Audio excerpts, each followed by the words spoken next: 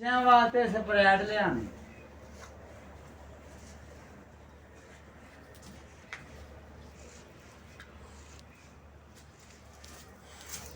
Sir ਗਾਏ ਨੇ ਪੱਠੇ ਕਿੰਨੇ ਕੁ ਖਾਦੇ ਨੇ? ਨਹੀਂ ਮਾਸ਼ਾਅੱਲਾ ਪੱਠੇ ਠੀਕ ਖਾ ਰਹੀ ਹੈ। ਤੇ ਬੱਚੇ ਨੇ ਪੱਠੇ ਕਿੰਨੇ ਖਾਦੇ ਨੇ? ਬੱਚਾ ਵੀ ਮਾਸ਼ਾਅੱਲਾ ਬਿਹਤਰ ਹੈ ਸਰ ਜੀ ਖਾ ਦਾਣੇ ਦੀ ਦੱਸੋ, ਦਾਣੇ ਦੇ।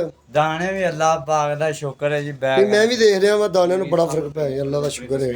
ਮੇਰੇ ਤਸਵੀਰ ਨਾ ਲੈ ਜਾਈਏ ਯਾਰ ਕੀ ਹੋ ਗਿਆ ਯਾਰ?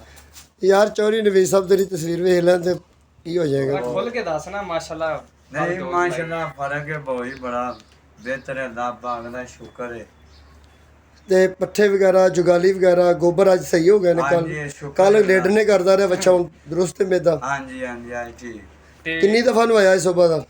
ਅੱਜ 2 ਵਾਰੀ ਨਵਾਇਆ। ਸਵੇਰ ਦਾ। ਹਾਂਜੀ ਹੁਣ ਆਖਰੀ ਦਫਾ ਸ਼ਾਮ ਨੂੰ ਨਵਾ ਦੇ। ਹਾਂ ਠੀਕ ਹੈ ਸਰ। ਤੇ ਕੋਈ ਕੀ ਕਹਿਣਾ ਚਾਹੋਗੇ ਡਾਕਟਰ ਸਾਹਿਬ ਬਾਰੇ? ਇਹ ਕਿੰਨੇ ਦਿਨ ਦਾ ਇਲਾਜ ਕਰਨ ਦੇ?